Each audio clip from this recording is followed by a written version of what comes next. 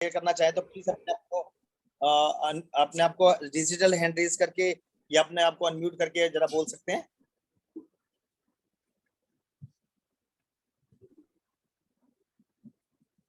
है किसी का डिजिटल हैंड रेज?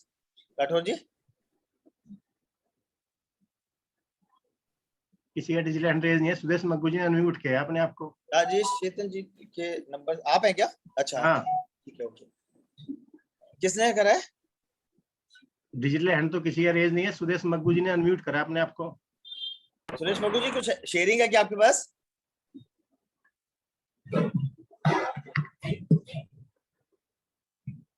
इनको फिर म्यूट करता हूँ।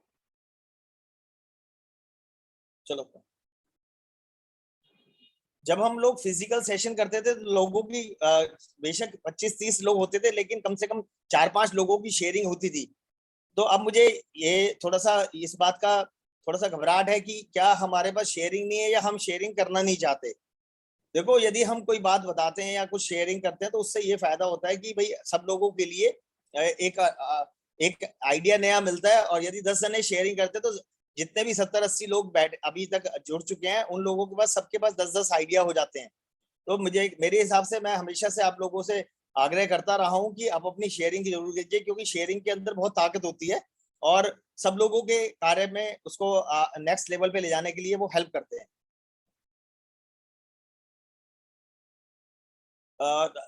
मैं एक शेयरिंग मैं आज अपनी करना चाहता हूँ। यदि आप लोगों के पास किसी के पास नहीं है तो मेरे पास कुछ शेयरिंग है, मैं आप लोगों के साथ करना चाहता हूँ। मैं अभी लास्ट 30 अप्रैल की बात है, मैं एक अपने किसी नोन टू क्लाइंट के पास गया। उनके फादर का कैटेट का ऑपरेशन हुआ था, तो वो उसमें कैशलेस वगैरह सब स्मूथ हुआ। तो बहुत मतलब उन पिछले 4-5-6 सालों से वो हमारे साथ एसोसिएटेड है। और जब भी 1-2 बारी गाड़ी का क्लेम आया या मेडिक्लेम के अंदर उनके पापा की कभी भी तबीयत खराब हुई तो जब भी उनको क्लेम्स मिले तो बहुत वो बड़े हैप्पी रहे। और वो हमेशा कहते थे कि सर आपकी सर्विसेज थोड़ी सी अच्छी हैं और आप बहुत अच्छे तरीके से प्रोफेशनल तरीके से काम करते हैं। तो मैं उनसे हमेशा कहता था कि भाई आप अपने बेटे से मुझे मिलवाइए, क्योंकि मैं चाहता हूँ कि भाई उसके लिए भी हम कुछ वर्कआउट करें, क्योंकि he is working in MNC और बेटा और बहू दोनों एमएनसी में वर्क करते हैं और गुड़गांव में रहते हैं। तो जब मैं अभी लास्ट 30 अप्रैल को उनके पास पहुंचा तो पहले डिस्कशन शुरू हुई। और डिस्कशन शुरू मतलब शुरू भी नहीं इनफैक्ट हुई। और जो उनकी डॉटर इन लॉ थी उसने बताया कि आप यदि LIC डिस्कस करना चाहते हैं तो प्लीज आप LIC हम नहीं लेना चाहते। LIC ऑलरेडी हमारे पास बहुत सारी है, हम LIC लेने में इंटरेस्टेड नहीं है। तो मतलब मैं अपनी बात शुरू करता हूँ उससे पहले ही मुझे एक इतना बड़ा एक बाउंसर मिल गया और मैं सोच के हैरान रह गया कि ये हो क्या गया। फिर मैंने अपने आप को अपने पेशेंस मेंटेन करते हुए बोला, मैंने कहा आप एक यदि आप मुझे ठीक समझे तो मैं कुछ बोल सकता हूँ? मैंने कहा हाँ जी आप बोलिए। मैंने कहा मैं आपसे सिर्फ इतना ये कहना चाहता हूँ, जब आप when you go to the doctor और आप बोलते हो कि डॉक्टर से जाके यदि आप ये बोलोगे कि मुझे पैरासिटामोल नहीं खानी, तो डॉक्टर क्या कहेगा कि भाई फिर मुझे मेरे पास आने की जरूरत क्या थी? आपको तो मालूम है कि आपको क्या खाना है, ठीक है ना? यदि आपको यही नहीं पता, पहले आप अपना आप अपनी प्रॉब्लम बताइए, आप अपना बताइए कि भाई आपको क्या तकलीफ है। जब आप अपनी तकलीफ बताएंगे तो फिर उसका इलाज होगा। आप इलाज होने से आपने बैठने तकलीफ बताने से पहले आपने ये बता दिया कि मुझे पैरासिटामोल नहीं खानी, तो डॉक्टर भी आपका कुछ नहीं करेगा। इसी तरीके से हम फाइनेंशियल डॉक्टर हैं, आप लोग हम आपसे 10-15 मिनट लेना चाहेंगे और आपसे कुछ डिस्कस करना चाहेंगे। यदि आप मुझे 10-15 मिनट दे सकते हैं तो फिर मैं आगे बात कर दूंगा। तो मैंने उनकी फैक्ट फाइंडिंग करी तो उनके पास इंश्योरेंस की कुछ पॉलिसीज थी, लेकिन ऐसा कुछ बहुत बड़ा पर्पस नहीं था। लेकिन उसके साथ साथ जब देखा कि दोनों की हस्बैंड वाइफ की बहुत अच्छी इनकम थी और उसके हिसाब में तब मैंने उनको गारंटेड पैसिव इनकम के बारे में बात करा। और मैंने उनको एक बात कही जो आज सब लोग जितने भी लोग बैठे हैं उन लोगों के लिए एक अच्छे समझने वाली बात है। वो ये लोग सब मिलेनियम है। और मैं उनको बोला कि आप लोग जो बेसिकली हम लोग जो हैं वो तो 60 साल में रिटायर्ड होंगे, बट आप लोगों की जो रिटायरमेंट है ना वो 50 पे से पहले हो जाएगी। आप लोगों को 60 साल तक रिटायरमेंट के लिए इंतजार नहीं करना पड़ेगा, क्योंकि टेक्नोलॉजी इतनी तेजी से चल रही है। या तो आप अपने आप को टेक्नोलॉजी साथ चेंज शिफ्ट करते रहेंगे तो करते रहेंगे, नहीं तो टेक्नोलॉजी आपको ओवरसीड कर जाएगी और आपको 50 साल पे रिटायरमेंट लेनी होगी। उसके लिए आपके पास जो टाइम है वो थोड़ा सा कम है। आपको इसी टाइम के अंदर, क्योंकि आपकी सैलरीज बहुत ज्यादा है, खर्चने के तरीके अपने आप बन जाते हैं और सेविंग्स के लिए आपको समझना पड़ेगा, इस टाइम में रोकना पड़ेगा पैसे को। तो ये सब चीजें करके मेरी उनसे आधा घंटा की डिस्कशन हुई और उनको मैंने एक जीवन उमंग का ही प्रेजेंटेशन दिया। और जब मैं उठ के आया तो उन्होंने ही दे एग्री की भाई वो 6 लाख रुपए का हस्बैंड वाइफ दोनों वर्कआउट करेंगे। बट उन्होंने मेरे से कहा कि इस वीकेंड जो सैटरडे अभी जाएगा, इस सैटरडे में वो कह रहे हैं हम डिसाइड कर लेंगे और संडे को मिलने का रखेंगे। तो आई डोंट, मतलब मेरा ये कहना है सिर्फ हमें अपने क्लाइंट से मिलना है, और उनकी आप समझो लाइफ इंश्योरेंस की जो ऑब्जेक्शंस है वो सबको आती होंगी, आप मेरे को अकेले को नहीं है, सभी को आती होंगी। लेकिन आप लोग जीवन उमंग को समझो, जो गारंटेड पैसिव इनकम का जो मंत्र हमारी जीवन उमंग के अंदर मिल रहा है, उसकी ग्रेटनेस को, उसकी पावर को समझो। जिंदगी भर एक अमाउंट आपको लाइफ लॉन्ग टैक्स फ्री मिलता रहेगा। ये एक बहुत बड़ी टूल है हम लोगों के लिए। आप उस पे ऊपर फोकस कीजिए, और यदि किसी को कहीं, जो भी हमारा एफपीआईटी का मेंबर है, यदि उसको कहीं तकलीफ आती है जीवन उमंग में या कुछ प्रेजेंटेशन में, या क्लाइंट्स की कोई ऑब्जेक्शन आती है, तो वो हमारे से बात कर सकता है। Thank you so much. ये मेरी शेयरिंग थी छोटी सी। उसके बाद मैं एक लास्ट शेयरिंग के लिए मिस्टर रामानंद यादव जी ने शायद डिजिटल हैंड रेज करा हुआ है, मैं उनको अनम्यूट करने के लिए बोलूंगा। अनम्यूट कर लीजिए रामानंद जी।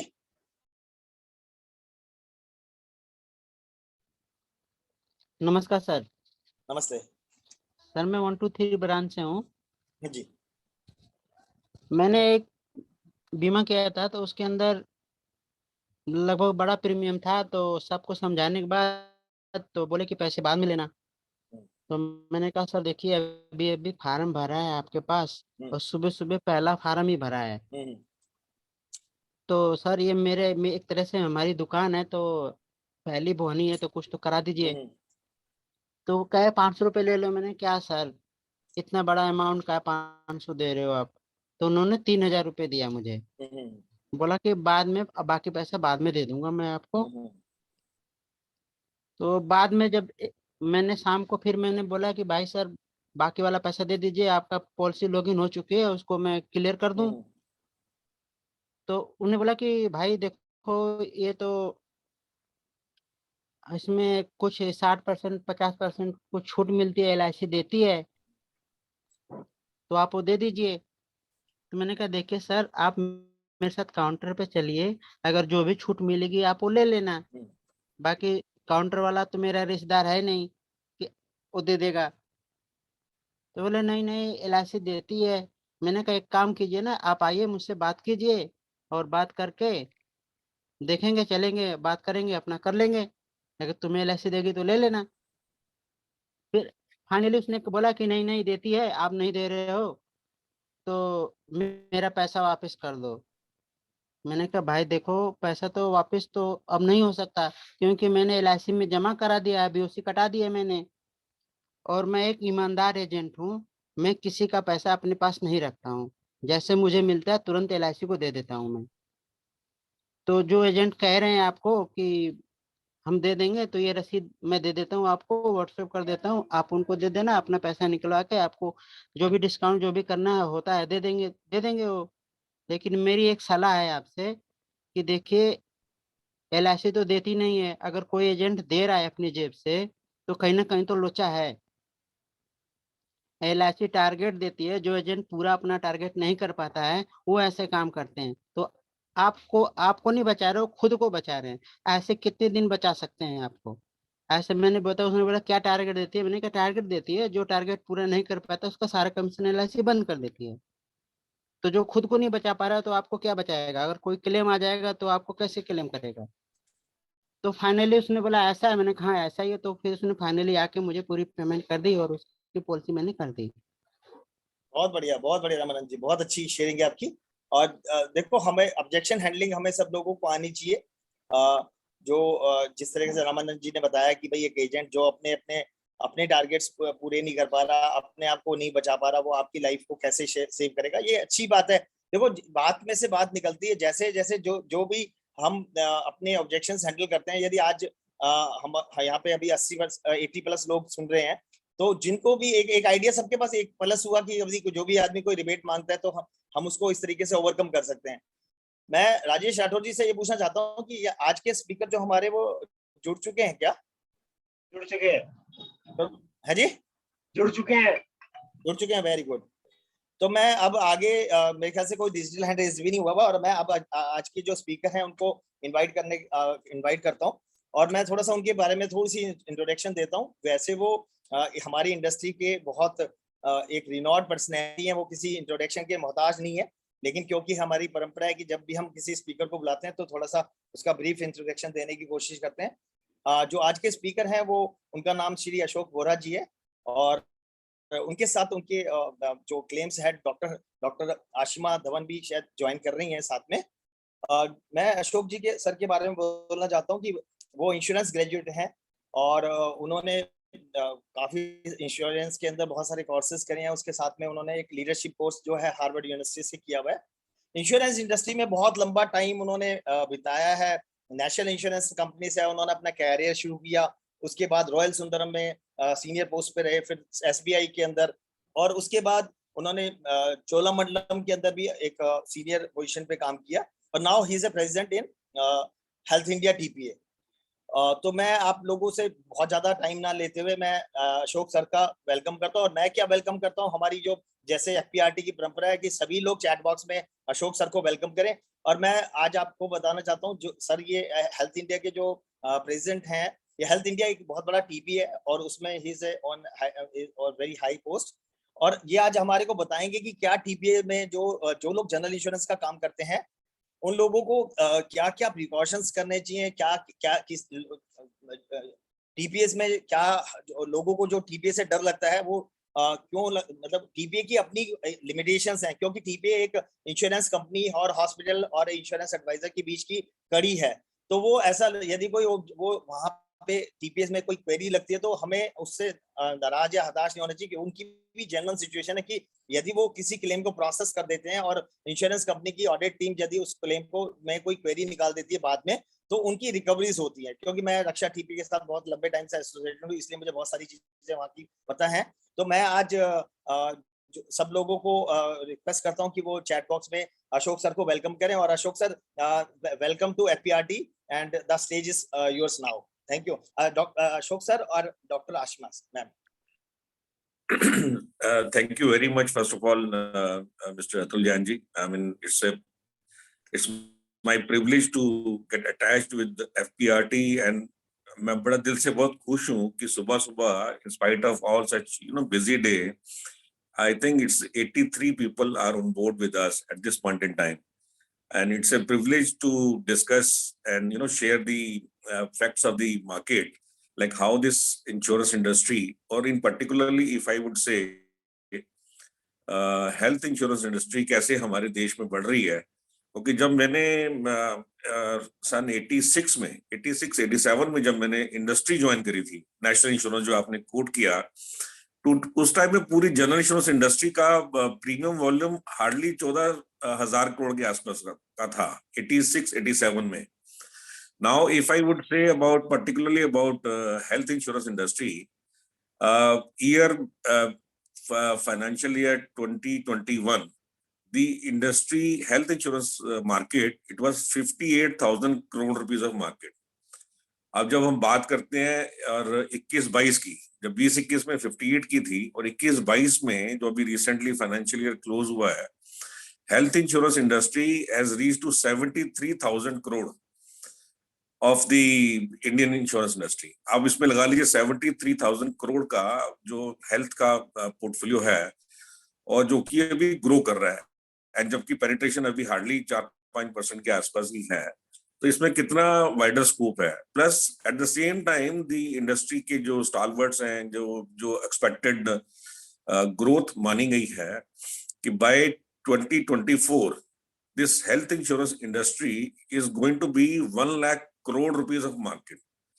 सो ये हम सबों के लिए कितना बड़ा पोटेंशियल एरिया है। वेयर मैं अभी सुन रहा था आपके जो एफपीआरटी के मेंबर अपने शेयरिंग कर रहे थे कि कैसे वो अपना ऑब्जेक्शन हैंडलिंग में सक्सेसफुली मैनेज कर पाए।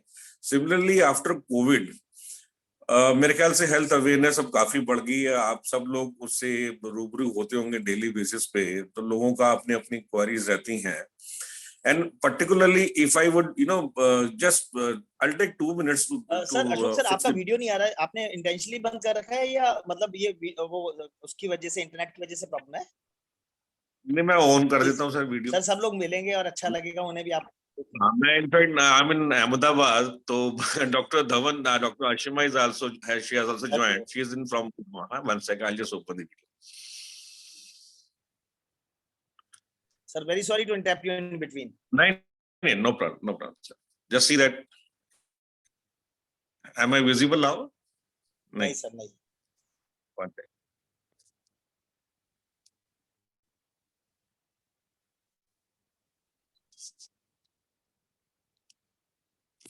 कुछ इसमें इशू है, मैंने तो just trying to Please carry on. Ji. So I was talking about this health insurance industry, which is growing by leaps and bounds, and the objection handling, particularly जो हम लोग आप लोग LIC के लिए या करते हैं, and similarly same type of questions being raised by the various policy holders or the prospective policy holders. तो वहां पे जो आज हम सेशन करना चाह रहे हैं कि जो particularly I would appreciate कि FPRT ने हेल्थ क्लेम मैनेजमेंट के ऊपर बात करी है, क्योंकि एजेंट्स की अगर हम बात करते हैं, जो IRDAI रेगुलेशन बोलता है कि they are the representative of the insurance company. So उनकी एक्सपेक्टेशंस जो रहती हैं कि भाई आप लोगों को प्रोसेस के बारे में पूरी नॉलेज हो कि भाई कल को कोई क्लेम आता है या कैसे करना है या कैसे नहीं होता है, क्या क्या डॉक्यूमेंट्स देने पड़ते हैं. तो और the if I would say if a brokers are also the representative of the insured. So दोनों में डिफरेंस है. तो पर्टिकुलरली जो हेल्थ इंश्योरेंस में जो जहां तक क्योंकि अभी क्या है, जमाना क्या आ गया है कि there are a lot of innovations are happening in healthcare, particularly health insurance में, जो it is not only the health product, but at the same time the new insurance, the private insurance companies are also coming out with the preventive healthcare products inbuilt into the health policies, which will help us to really reduce the ICR, which is the happening or growing, I mean, on day-to-day basis. So अभी इसमें क्या है कि अभी if I would say the health claim, so health insurance के अंदर दो तरह का क्लेम आता है. One is like accidental claim, which require immediate hospitalization. The other one is planned surgery, कि भाई आप किसी का प्रॉब्लम है, उसका पॉलिसी आया, उसको डॉक्टर ने एडवाइस किया, then he will have to get it admitted into the hospital and on such and such date. Now, if there is a claim of any type, either it's a maybe a cashless claim or the reimbursement claim, तो दोनों cases में कुछ एक ऐसी formalities हैं जिसमें कि because we being a TPA, we have got the network of 9,000 hospitals where the cashless is being extended, and people are going there for treatment, and finally if cashless was not availed, so they will be submitting the various documents to the TPA to process the claim. इस case में हमारे यहाँ पर भी बहुत सारे doctors, processing doctors होते हैं, जैसे अभी डॉक्टर आशिमा धवन हमारे सीनियर मेडिकल ऑफिसर हैं, जो कि she is heading the north for processing of the claims. So I invited her particularly just to share where we feel the gaps are there. अच्छा, जो gaps अगर आज हम डिस्कस करेंगे, अगर वो मेरे ख्याल से उसमें अगर हम 50% का भी उसको फॉलो अप कर लें, तो क्लेम में कभी भी डिले नहीं होगा. क्योंकि अगर हम बात करते हैं कि इंश्योरेंस कंपनी भी अगर कोई पॉलिसीज दे रहे हैं, तो दे सेज कि जी 15 दिन के अंदर क्लेम आपका सेटल हो जाएगा या 1 महीने में सेटल हो जाएगा, in case if it is a PSU. Or in case if it is a private company, so they may say कि 7 days में claim will be processed. But claim cannot be processed unless and until the full documents are received by the TPA or the in-house TPA. So उस case में I can request, I mean, Dr. Ashima, are you there? Dr. Ashima?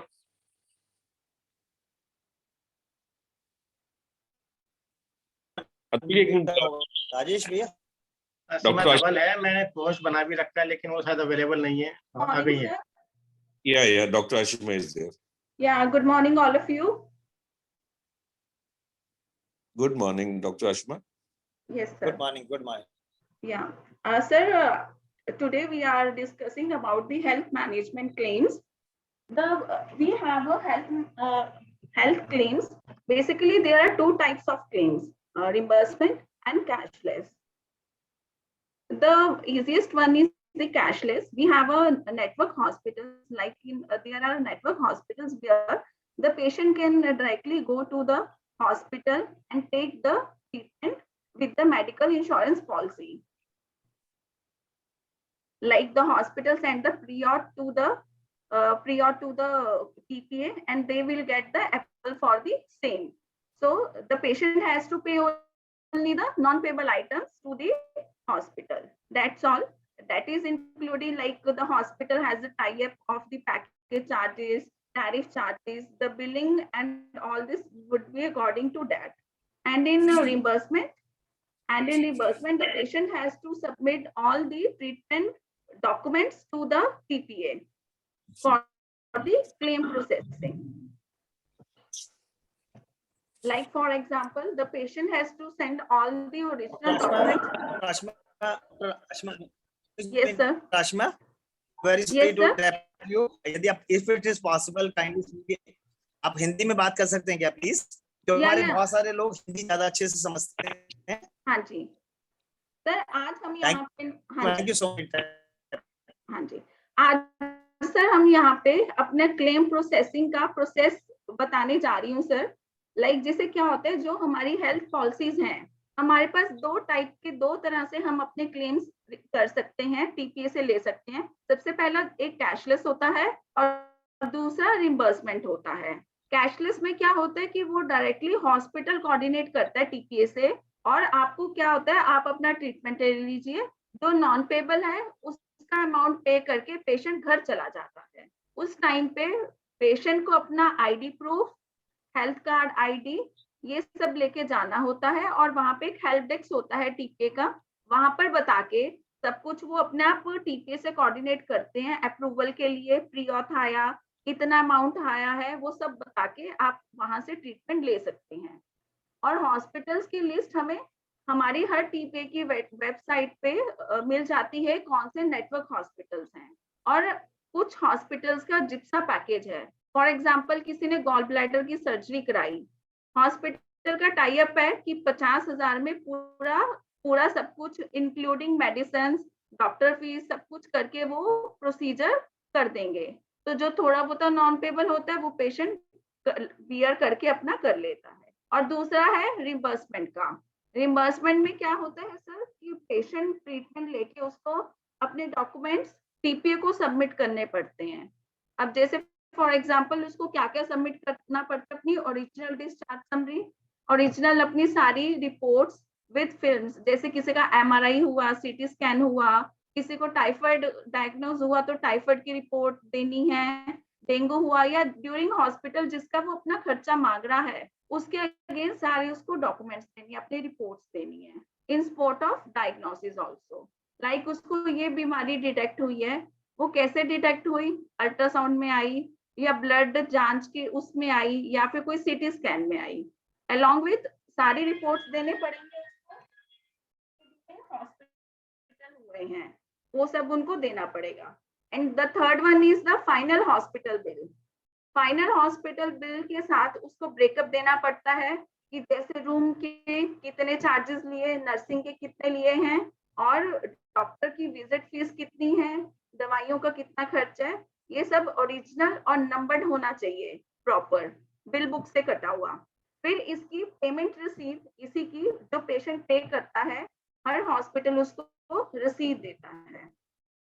Accept कुछ ऐसी जगह हैं, सी town hospitals हैं, सी town जगह है यहाँ पर जहाँ पर पॉपुलेशन हमारी बहुत कम है, वहां पर कई बार क्या है कि वो रसीद नहीं देते, नॉर्मल एक उस पे लिख के दे देते हैं कि बिल पे इतना खर्चा हुआ और इतना करना है, वो पैसे जमा करा लिए तो वो भी चल जाता है। लेकिन जैसे हमारे एनसीआर हैं, मेट्रो सिटीज हैं, वहां पे प्रॉपर रसीद कटती है। It's all these are the mandatory part of the claim submission. Doctor, I would suggest एक बार ये form A and form B, जी आई सर, थिंक वो थोड़ा सा इम्पोर्टेंट है कि जब रीइंबर्समेंट क्लेम आते हैं तो उसमें important, I think that will be good for the benefit of the all the group members to understand the importance of form A and G form sir, B. जी sir. Atul ji, जब claim हम लोग submit करते हैं reimbursement के लिए तो there are two forms जो क्लेम फॉर्म जिसे बोलते हैं वो सबमिट करने पड़ते हैं। I think doctor Ayushman can explain better way.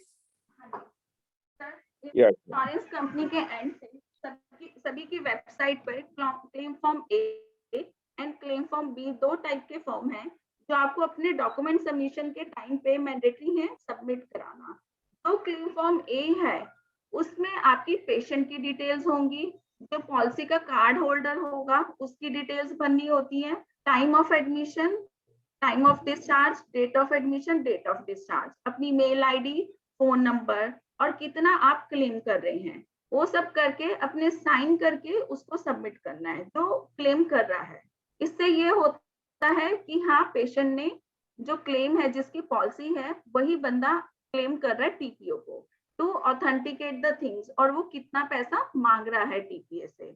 And the second one is the claim form B, जो हॉस्पिटल के एंड से होता है। उसमें भी बहुत सारी मैंडेटरी चीजें होती हैं। ये उससे कंफर्म होता है कि हाँ, ये पेशेंट उनके हॉस्पिटल में एडमिट हुआ था। फॉर एग्जांपल, उसमें ये भी भरा जाता है अगर किसी का आरटीए हुआ है, एमएलसी हुई है नहीं हुई, जीपीएल स्टेटस क्या है, कोई मैटरनिटी का केस है, उसका ग्रेविडा कौन सा है, प्लस उसकी डेट ऑफ एडमिशन, डिस्चार्ज क्या था, उसको प्रॉब्लम क्या थी, डिजीज क्या हुई, वो हॉस्पिटल सारा अपना उसको अटेस्ट करके साइन स्टैम्प करके देता है।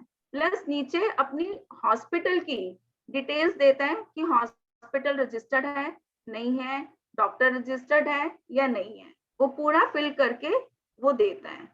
Both the parts are the mandatory. और ये क्लेम फॉर्म हम इंटरनेट पे मिल जाते हैं, जिस कंपनी की, इंश्योरेंस कंपनी का है, उसी के क्लेम फॉर्म उनकी वेबसाइट पे मिल जाते हैं। उसको डाउनलोड करके हम उसको फिल करके अपने डॉक्यूमेंट्स के साथ भेजना होता है।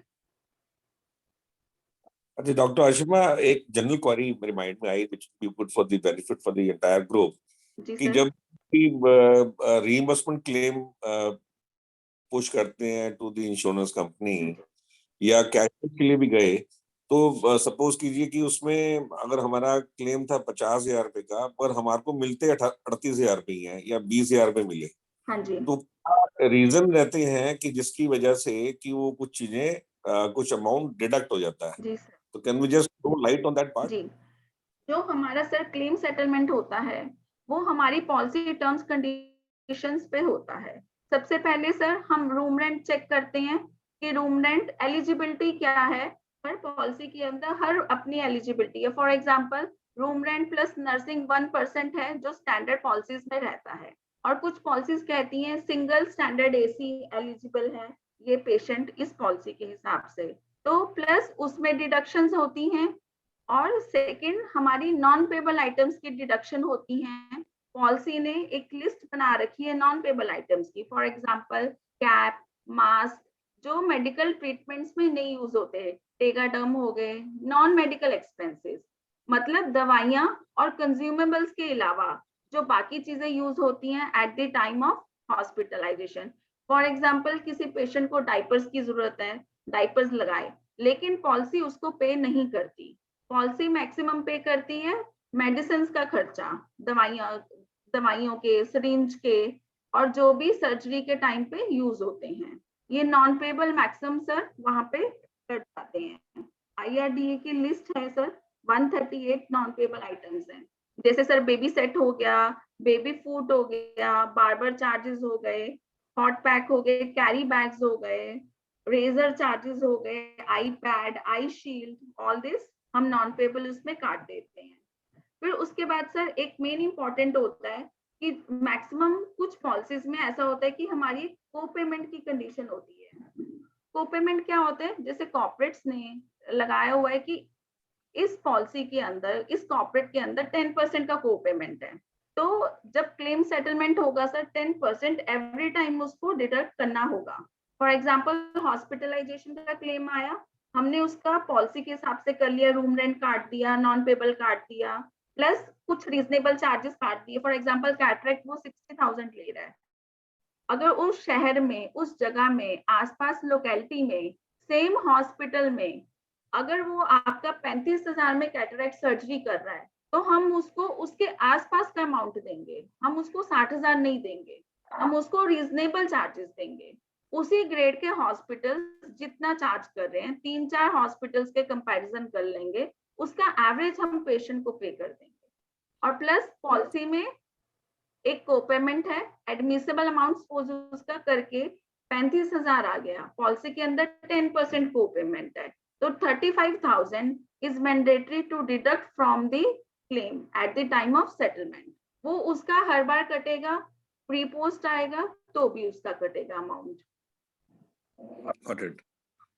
So एक I think important clause है the pre-existing clause which is I mean बड़ी important है for the benefit of the house to understand कि ये pre-existing क्या होता है। सर जो हमारी ये PSUs की या कोई भी पॉलिसीज हैं, इनके कंडीशंस हैं, इनके 3 क्लॉज मेन है sir, 4.1, 4.2 and 4.3। 4.1 is the pre existing disease. For example इसमें ये है कि जैसे किसी पेशेंट को कोई प्रॉब्लम है, डायबिटीज है, डायबिटीज उसको चल रही है 4-5 साल से, फिर वो उसकी पॉलिसी ले लेता है, तो पॉलिसी ये नहीं कि पॉलिसी लेने के बाद वो अपना क्लेम डाल सकता है 1 महीने में या 2 महीने में, हम उसको क्लेम नहीं देंगे क्योंकि उसके लिए उसने प्रीमियम अपना नहीं भरा। तो जो पॉलिसी लेने से पहले की बीमारियां हैं उनका कोई वेटिंग पीरियड है 4 इयर्स। 4.1 में सर प्री एग्जिस्टिंग के लिए 4 साल का वेटिंग पीरियड है। पॉलिसी के मिस्टर अतुल जी ने कुछ हैंड रेज किया है, तो maybe Atul ji, hello Atul जी।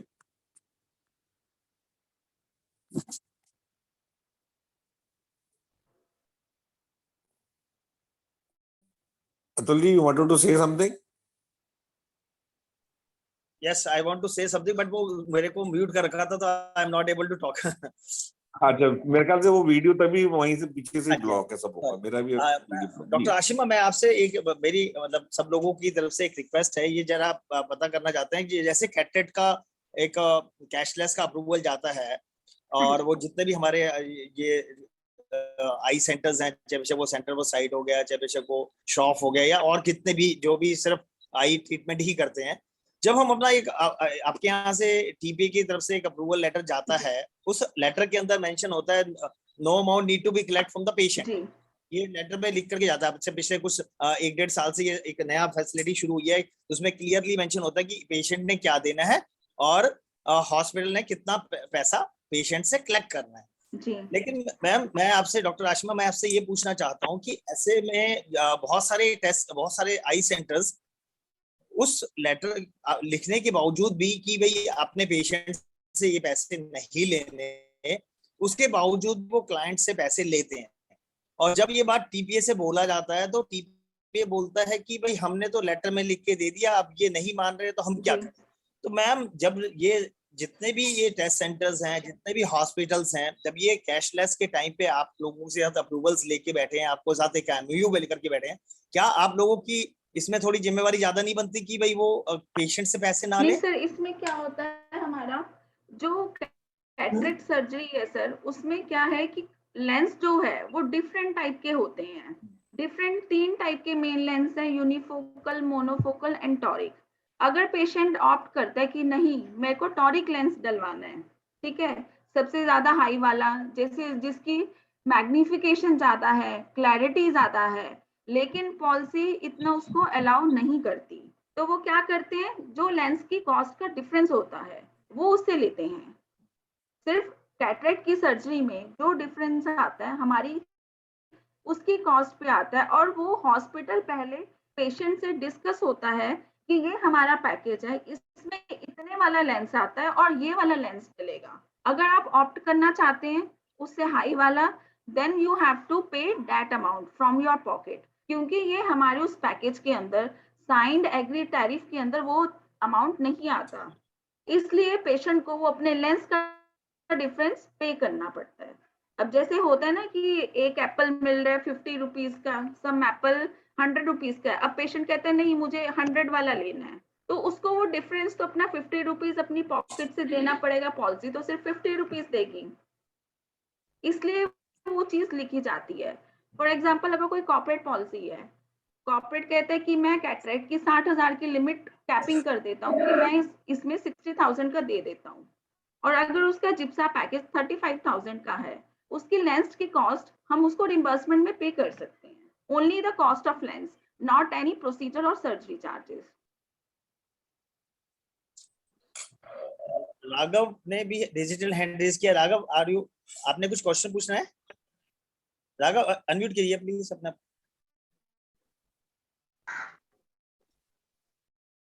राजेश एक बार राघव जी को अनम्यूट करना प्लीज। मैंने अनम्यूट करने की परमिशन दे दी है, आप करिए राघव, आपने को। हाँ जी, हाँ जी। अशोक सर से मेरा क्वेश्चन है। Ashok sir, all the companies are moving towards in house TPS.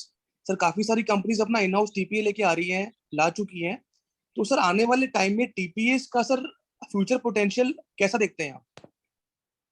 See, अभी very good question Raghav. I mean certainly private sector में हम लोग देख रहे हैं कि सभी ने अपना टीपीए लेके आए, और other side if I would से जो पीएसयू कंपनीज हैं उनका भी अपना टीपीए है, हेल्थ इंश्योरेंस टीपीए है। बट अभी जो मैंने अभी जैसा स्टार्टिंग में बताया कि industry growing by leaps and bounds and lot of innovations are happening, particularly in terms of corporate policy. जो फ्लेक्सी बेनिफिट्स का जो प्रोडक्ट्स आ गए हैं, मोर सो जो प्रिवेंटिव हेल्थ केयर के ऊपर, जो even the PSU companies are going to incorporate, few preventive healthcare products which requires the help of TPA network along with the diagnostic centers. Now, if I would say, we are in India, there are 27 TPAs are operating, and we are top 5. We comes under top 5 TPA. Top 5 TPA में जो हमारा health care management है, we are number 1 in India. 70% of the market is being captured by Health India TPA. तो ये सब infrastructure, ये इतना volume, because it's a volume game. अभी क्या है कि जो प्राइवेट कंपनी लेके आई है, किसी के पास 1000 करोड़ का है, किसी के पास 2000 करोड़ का है, 2500 करोड़ का पोर्टफोलियो है, तो वो अपने तक ही सीमित है। ऑब्वियसली उनका फोकस अपने क्लाइंट्स, अपने डेटाबेस पे रहता है और अपने ही प्रोडक्ट पे रहता है। उनको अभी टाइम लगेगा। प्लस इंडस्ट्री का जो ग्रोथ चल रहा है, अभी मैं जैसे जिक्र किया 21-22 में the industry is grown by 25%, जो कि अभी आने वाले टाइम में 1 लाख करोड़ की हो जाएगी। सो टीपीए विल रिमेन सेम, क्योंकि business is growing, and more so the combination of both retail and corporate is 60-40, 55-45। 55 is the corporate policies and 45% is the potential of the retail policies. So the industry में अभी TPA का role is going to remain rather। अभी IRDA में एक अभी latest meeting हुआ था, जिसमें कि टीपीएस के साथ में इंश्योरेंस कंपनी का इंटीग्रेशन के ऊपर, जो हेल्थ केयर मैनेजमेंट के ऊपर जो वेरियस प्रोडक्ट्स का लॉन्च हो रहा है, जिसमें कि health checkups will become mandatory in time to come. तो वो सब चीजें जो टीपीए नेटवर्क के थ्रू अवेलेबल हो सकती हैं, वो इंडिविजुअल कंपनी का इन हाउस टीपीए उतना बड़ा एक्सपेंड नहीं कर सकता। So I hope that I think I'll be able to. Yes, right, sir. Thank you so much, sir. Thank you. Sir एक क्वेश्चन और लेते हैं Ashok sir.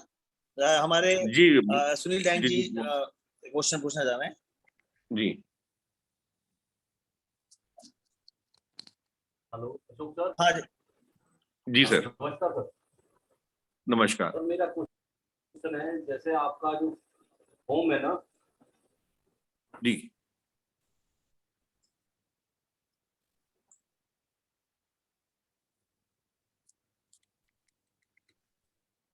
Hello.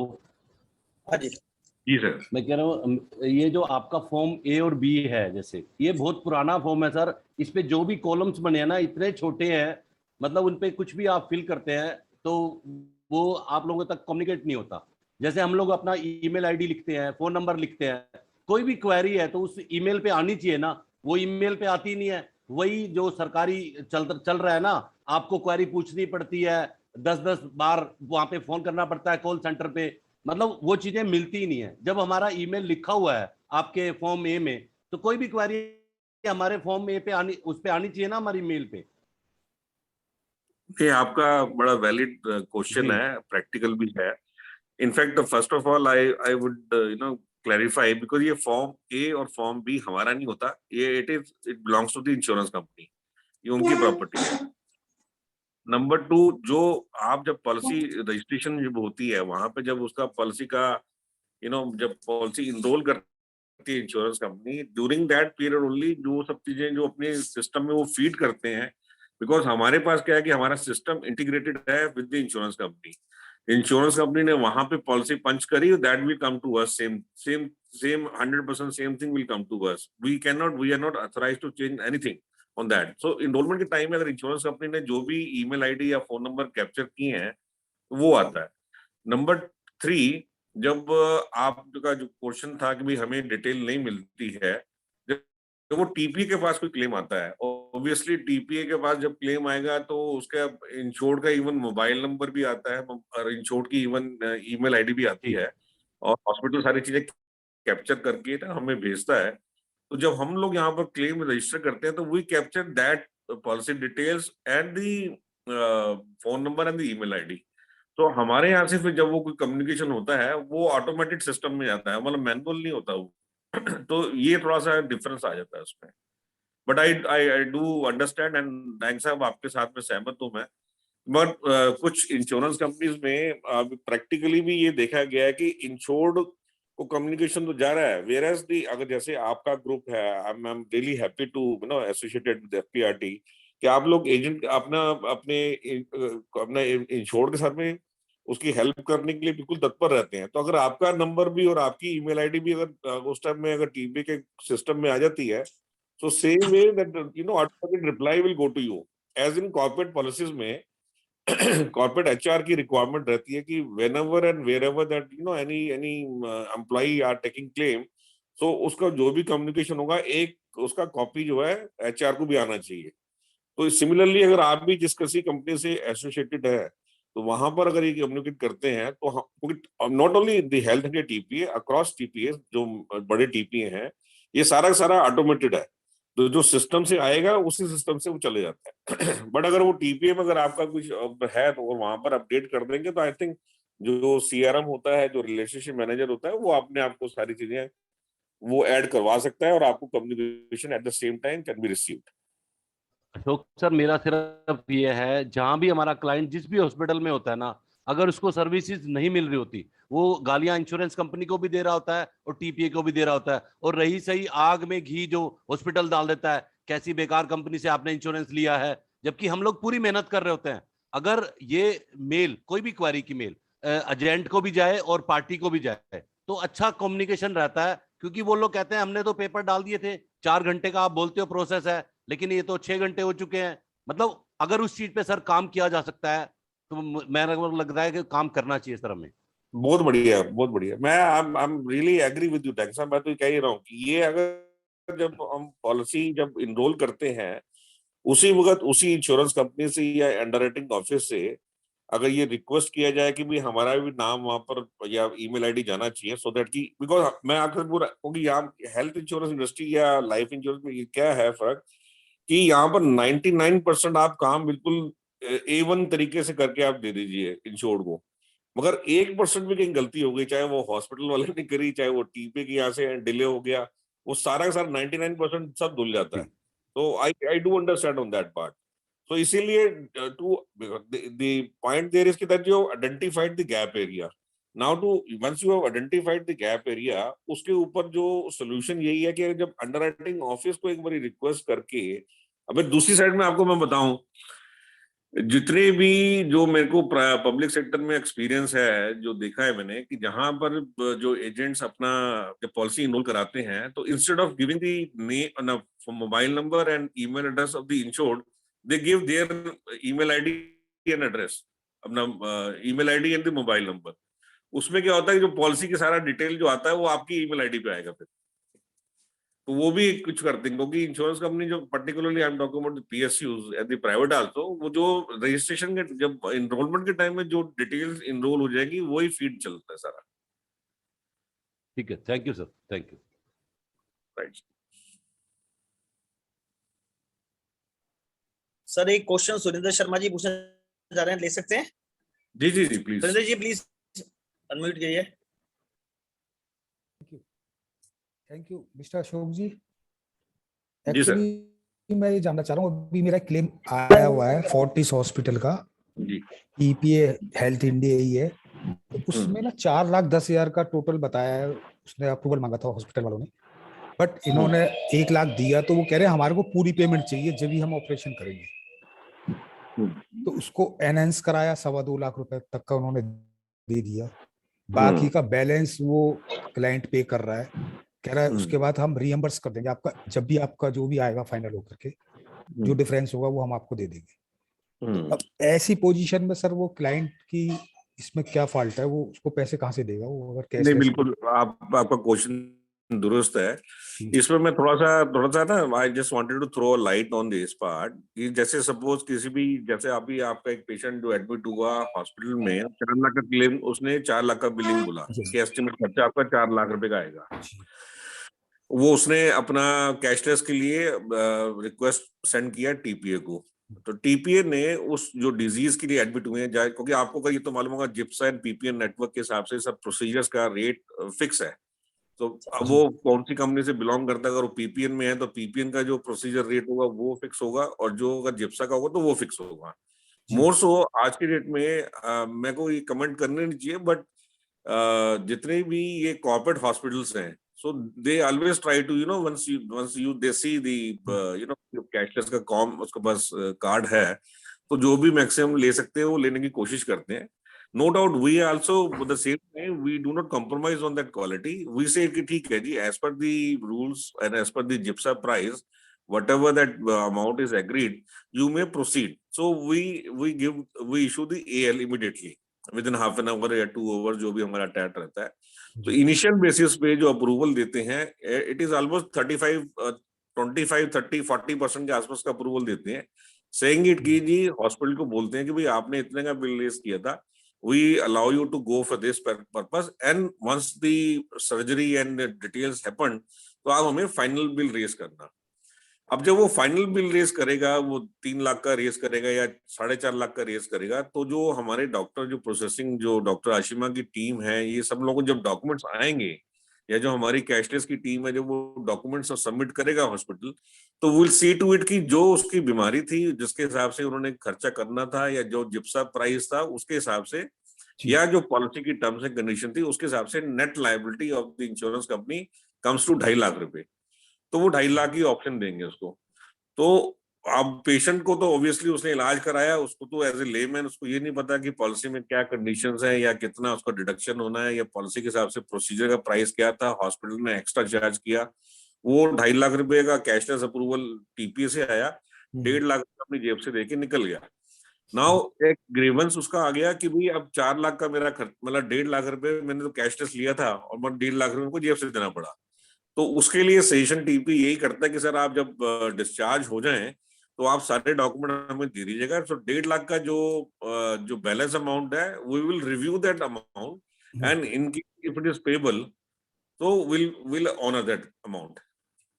But sir ये अब प्रॉब्लम आ रही है ना, पहले नहीं आई ये प्रॉब्लम। मेरे हार्ट के क्लेम आए हैं, उसमें इनिशियल देते हैं, उसके बाद फाइनल आता है, तो हॉस्पिटल पैसे नहीं मांगता, ये फर्स्ट टाइम पैसे मांग रहा हॉस्पिटल। ये हाँ पहले नहीं मांगे। फोर्टिस हॉस्पिटल से ऐसा होना नहीं चाहिए। Fortis is a very renowned hospital sir. Fortis मांग रहा है, मेदांतम ने मांगे अभी, वो तो आपके यहाँ से कह के बड़ी मुश्किल से अप्रूवल कराया था। अच्छा। उनका भी 4 लाख का था, तो 3,50,000 का अप्रूवल फिर इनिशियल दे दिया उन्होंने। अशोक सर, मैं सिर्फ इसमें एक चीज ऐड करना चाहता हूँ सुरेंद्र जी के क्वेश्चन में, कि जब हमारा एक एमओयू टाइप है इंश्योरेंस कंपनी का आपके साथ और आपका आगे हॉस्पिटल्स के साथ, तो वो एट द टाइम ऑफ मतलब बिफोर द सर्जरी, वो यदि वो कहते हैं कि सर आपको यदि आपका अप्रूवल आ जाएगा तो हम आपको वापस कर देंगे, तो जब वो पैसे वापस कर देंगे तो फिर वो कैशलेस का मतलब क्या खत्म होता है? फिर हम क्लाइंट्स को कैसे कह सकते हैं कि हम आपको कैशलेस पॉलिसी दे रहे हैं? हमारा जो दर्द है वो ये है कि अतुल जी, मैं आपको सॉरी, मैं आपको इसमें बीच में काट के बोलना चाह रहा हूँ, क्योंकि पॉइंट बड़ा वैलिड है और ये प्रैक्टिकल पॉइंट है। प्रॉब्लम क्या है कि हॉस्पिटल भी जब कोई केस बॉर्डर लाइन पे है कि whether it is a payable और नॉट पेएबल, क्योंकि हॉस्पिटल में भी जो टीपीए डेस्क वाले हैं ना, बड़े स्मार्ट बॉयज हैं, दे अंडरस्टैंड कि जी इसमें ये पॉलिसी कंडीशन में ये है, इस कंपनी में ऐसे लगता है। क्योंकि देखिए टीपीए का रोल उसमें हमारी तरफ से, हम we are just the intermediary, है ना, हमने अपनी जेब से तो पैसा देना नहीं किसी को भी।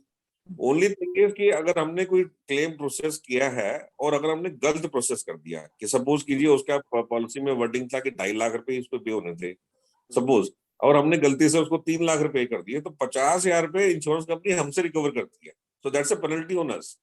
एंड इफ आई वुड से one of the leading general insurance company, वहां पर क्या रूल है कि अगर टीपीए से कोई गलत प्रोसेसिंग हो गया, सपोज कि 50,000 रुपए का हमारे से गलत प्रोसेसिंग हो गया, जब वो ऑडिट करने आते हैं तो हमारे को 50,000 की पेनल्टी नहीं है, हमारे को 1 लाख रुपए की पेनल्टी है, 100% ऊपर से पेनल्टी है। तो टीपीए भी जब भी कोई प्रोसेसिंग करेगा वो पॉलिसी की टर्म्स एंड कंडीशंस को देखते हुए, प्लस जो जिप्सा का प्राइस, जैसा भी आपने बताया कि नेटवर्किंग के टाइम में जो जिप्सा का प्राइस उससे डिसाइड हुआ था, वो उसके बेसिस पे करेगा। हॉस्पिटल वाला क्या करता है कि पेशेंट आ गया, पेशेंट वेल ऑफ है, इससे तो पैसे दरवा लो पहले, बाद में तो करते रहेंगे अपने आप ही। थोड़ा सा ये एक है ट्यूनिंग, और उसके लिए कई बारी कंप्लेंट की गई है, कई बारी ना डिटेल्स में कुछ ऐसे हॉस्पिटल नहीं है तो उसको ब्लैक लिस्ट भी किया है टीपीएस ने, जहां जहां पे ये बड़ा आता है केसेस। सर पहले ऐसा होता था कि जब मैंने पर्सन हॉस्पिटल में जाता था तो उसके साथ एक डिक्लेरेशन फॉर्म साइन कराते थे, उसमें लिखा होता था कि in case TPA refuse to give the cashless तो you are responsible to pay the amount to the hospital. ठीक है, अब सिनेरियो में क्या होता है, अब वो डिक्लेरेशन फॉर्म भी साइन कराते हैं, आपसे कैशलेस अप्रूवल भी लेते हैं, जितनी सर्जरी में उन्होंने डिमांड करी हुई है उसका बैलेंस अमाउंट भी लेते हैं, और उसके बाद ट्रीटमेंट देते हैं। तो सर ये तो थोड़ा सा मतलब ज्यादा नहीं हो गया इन सब चीजों में? आई एग्री, ये हॉस्पिटल टू हॉस्पिटल वेरी करता है। अगर आप गंगाराम में भी जाएंगे, वहां पर भी कुछ केसेस ऐसे आए हैं। गंगाराम में क्या है कि वो ट्रस्ट मॉडल पे है, और वहां पर हम लोगों को पॉइंट रेज किया हमने, तो कुछ चीजें वहां पर इम्प्रूव हुई हैं। बट जो कॉर्पोरेट हॉस्पिटल्स है, मैक्स है, फोर्टिस है, वेदांता है, you know that customers are already there with them, so for them it's a business। तो कई बारी वो इंडिविजुअल कैपेसिटी में कुछ कई बारी ऐसी चीजें होती हैं जो हम लोग भी देख रहे हैं, हम लोग भी फील कर रहे हैं, और हम लोग को टाइम टू टाइम उसकी मैनेजमेंट को कंप्लेंट भी करते हैं। और कुछ चीजें अगर हमें एस्केलेट होती हैं ऑफिशियली, तो we immediately take it up with the concern marketing head of the particular hospital, जिससे अभी हमको कि हमारा भी नेटवर्किंग टीम जो है वो सारे हॉस्पिटल से टच में रहता है, और कभी ऐसा कोई दिक्कत आती है, if the matter comes to us, we immediately escalate with the concerned officials of that particular hospital, तो रेक्टिफाई हो जाती है। मगर उनकी प्रैक्टिस है साहब, वो प्रैक्टिस के हिसाब से अपनी चलते हैं, उनको भी बिजनेस चाहिए, पैसा चाहिए, उनको भी पता कि पैसे कटेंगे, तो वो सब चीजें उनकी नॉलेज में होती है। तो उससे इंडिविजुअल कस्टमर खराब होता है, उसका एक्सपीरियंस, इवेंचुअली उसकी गाज हमारे ऊपर भी गिरती है, आपके ऊपर भी गिरती है।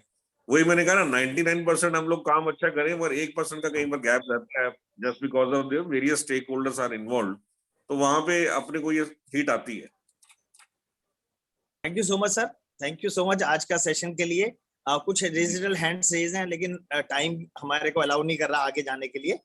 मैं जितने भी हमारे मेंबर्स हैं, मैं आप यदि अलाउ करेंगे तो मैं आपसे आपकी मेल आईडी लेकर के अपने मेंबर्स को शेयर करूंगा, और वो उनकी कोई भी क्वेरी होगी वो आपसे, क्योंकि मैं मोबाइल नंबर किसी से शेयर नहीं कर सकता, क्योंकि आप बहुत बिजी रहते हैं, मुझे पता है कि हम 2-3 दिन से बात करना चाह रहे हैं, लेकिन आपकी अवेलेबिलिटी नहीं हो पा रही थी, हम आपसे बात भी नहीं कर पा रहे थे। तो मैं आप यदि अलाउ करेंगे तो हम आपकी मेल आईडी लेके अपने मेंबर्स को शेयर करेंगे, और उनकी कोई प्रॉब्लम्स रहेगी तो डेफिनेटली हम उसको आगे लेंगे, क्योंकि अब 9 बजे का टाइम हो चुका है। हम टाइम को कोशिश करते हैं कि हम अपने टाइम को टाइम पे शुरू करें और टाइम पे ही अपनी मीटिंग्स को क्लोज करें। तो थैंक यू अशोक सर और डॉक्टर धवन, आप लोगों का बहुत बहुत धन्यवाद। और हम जब भी आगे भी हमें आपकी हेल्प की जरूरत रहेगी तो हम आपको डिस्टर्ब करते रहेंगे, और उम्मीद करेंगे जब भी हमारा कोई फिजिकल सेशन होगा, जो कि हम 3 महीने में एक बार करते हैं, आपको एक उस फिजिकल सेशन में बुलाएंगे, और लाइवली जितने हमारे मेंबर्स हैं उनके साथ आपको इंट्रोड्यूस कराएंगे, और उसमें जो उनकी आगे और क्वेरीज होंगी उसको हम आगे टेकअप करेंगे। आज का सेशन में आपको आने के लिए बहुत बहुत धन्यवाद सर। आप, मुझे मालूम है बहुत ज्यादा बिजी रहते हैं, और आज भी आप अहमदाबाद